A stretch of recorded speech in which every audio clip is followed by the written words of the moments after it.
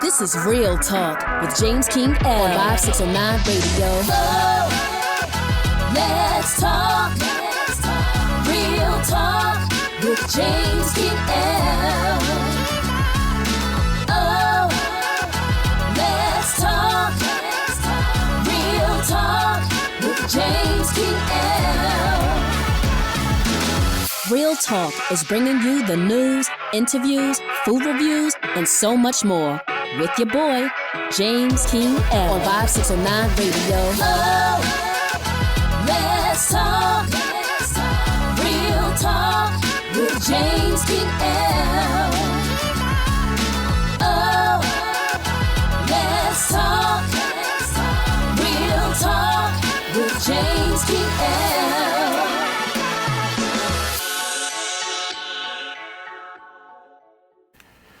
Welcome to another episode of Real Talk with James King L. I am your host, James King L. I was scrolling through the internet, right?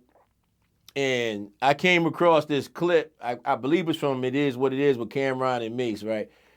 And Mace was touching on a topic about boys in sports and in hip hop that were raised by their mother only or women only. And the difference between them and the biggest takeaway for me was he was saying a lot of the guys that were raised by women only, they don't know how to take constructive criticism from another man because they're only used to taking it from a woman, to the point that they'll take advice from their girlfriend, wife, or whatever, quicker than they will from other men that they know. And I thought about that.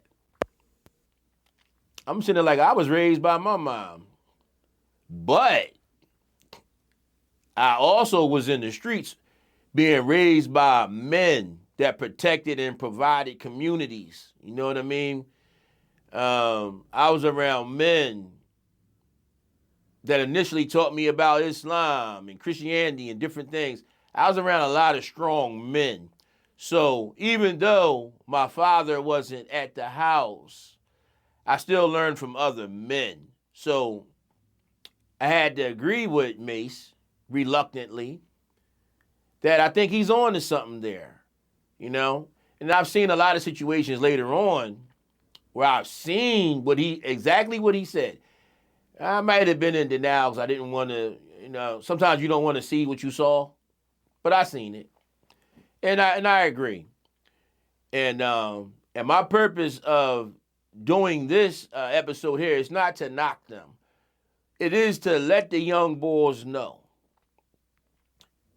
You do have to embrace manhood from men, strong men, We can't be reactionary like our mothers all the time, right? Because what happens is some of this stuff is turned into deadly consequences. Whereas though, a lot of times the woman always wants her way. The woman wants extra attention. Originally, only women were wearing diamonds. Diamond was a girl's best friend, right? It's to a point now that a lot of men do women-like things. And it's the truth.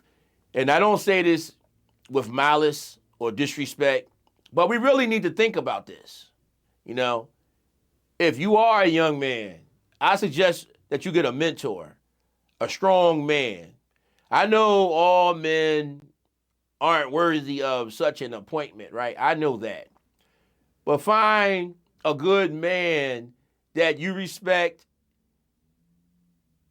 Basically, that's it. Find a nice, strong man that you respect and get some mentorship, on what is a real man. Because in the natural order of things, a man is a provider, a protector, and an educator, right? And when he does his job right, he actually educates his woman as well. So he can directly embrace and teach the children, and he can indirectly do it via his woman, right? Because when the man's not at home, not only does the child suffer, the woman also is not being developed in certain phases and situations like that. Because that's why a lot of times when people get married, they take on the name of the man.